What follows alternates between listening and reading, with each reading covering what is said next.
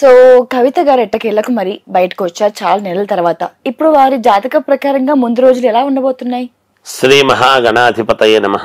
ఐం మహాసరస్వత్యే నమః. శ్రీ లలితాంబికాదేవియే నమః. కవిత గారు బెయిల్ మీద బయటకు వచ్చారు. ఎలా ఉండబోతుంది? బాగుంటుందమ్మా. ఏదో గడ్డు కాలము ఎవరి జీవితాల్లోనైనా వస్తూ ఉంటాయి. కానీ ఈమె అప్పుడు అరెస్ట్ అయినప్పుడు కూడా ఏదో అడిగారు, చెప్పాము. ఇప్పుడైతే బాగుంటుంది. ఇక ఇబ్బందులు లేనట్టుగానే ఉన్నాయి గాక ఆమె జాతకంలో.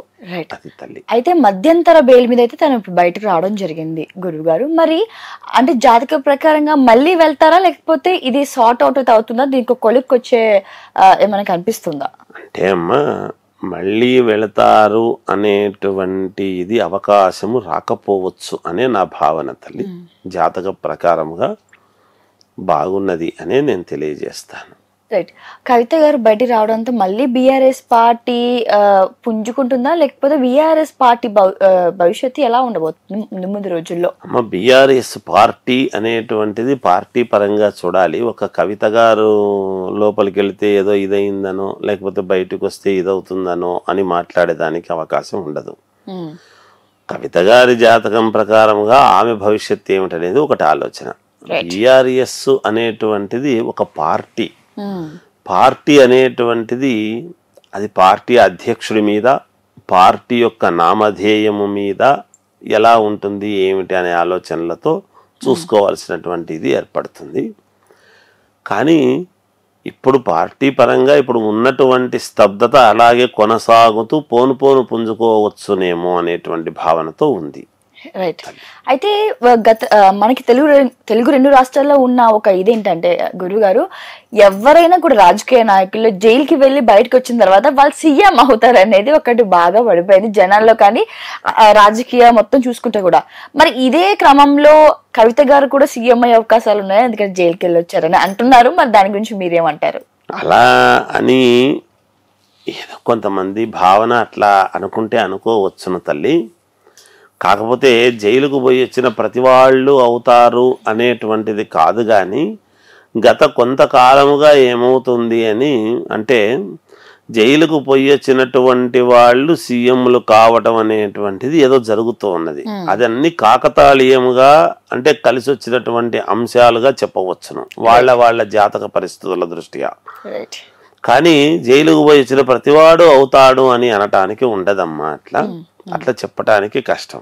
అది అంత ఇది ఉంటుందని ఇక్కడ ఏమీ లేదు. ఆమెమో అవుతుంది చేస్తుంది అనేటువంటి అభిప్రాయం అయితే ఎట్టి పరిస్థితుల్లోనూ లేదు.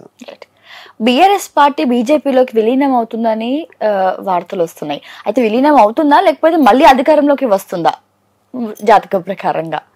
అంటే అమ్మ, జాతకము మామూలుగా బీఆర్ఎస్ పార్టీ పరంగా చూసినప్పుడు, లేదా బీజేపీ పార్టీ, ఇవి రెండు పార్టీల పరంగా చూసినప్పుడు ఒక విధానము. వ్యక్తులు వాళ్ళ ఆలోచనలో ఏదో ఇలా వెళితే అయితే బాగుంటుంది అనేటువంటి ధోరణితో వింటూ ఉన్నాం మనం. ప్రసార మాధ్యమాల ద్వారా జరుగుతూ ఉండేటువంటి ఇదే. నాకు తెలిసినంత వరకు విలీనము చేస్తాడు అని అనుకోవటము లేదు తల్లి. ఒక పార్టీ ఇంకో పార్టీలోకి విలీనం అవుతుంది అంటే, ఎందుకంటే ఇది ఉద్యమ స్ఫూర్తితో పుట్టినటువంటి పార్టీ. అలాంటిది తీసుకువెళ్ళి కొంచెం స్తబ్దత, ఇబ్బంది కాలము అనేటువంటిది అనేక రకాల పార్టీలకు వచ్చాయి గతంలో. అలా ఏదో ఇది అవుతుంది అని అనుకోవడానికి లేదు. పార్టీ విలీనం చేస్తారు అని నేనైతే అనుకోవడం లేదు తల్లి. ఆ సూచనలు లేవు ఆ పేర్లను బట్టి, ఆ గ్రహస్థితులను బట్టి అని నా భావనమ్మ.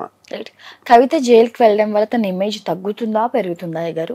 అది మనం ఏమీ అలా చెప్పడానికి ఏమీ ఉండదమ్మా. పూర్వము ఎలా అయితే ఉంటుందో అలాగే ఉంటుంది. పోయొచ్చినంత మాత్రాన ఇప్పుడు నేరాలు రుజువు అయినప్పుడు కదా తల్లి, అవునా కాదా అనేది తెలుస్తాయి. ఇప్పుడు నిందగానే ఉంటుంది. నింద ఎప్పుడైతే ఇది కాదు అనేటువంటిది రుజువు అవుతుందో, అవునో కాదో రుజువు అయిన తర్వాత ప్రజల మీద ఆధారపడి ఉంటుంది. ఆమె జాతక ప్రకారంగా చూసినప్పుడు మునుపు ఎలాగైతే ఉంటుందో ఇప్పుడు కూడా అలాగే ఉండవచ్చు, అంతకంటే పెద్దగా మార్పు ఉంటుందని నేను అనుకోను తల్లి. My love for nutritious food choices, healthy lifestyles, and helping people cultivate these changes in their daily lives motivates me. I have explored a few options, but Sun Institute is the obvious choice for my journey. Sun International, Hyderabad, Visakhapatnam.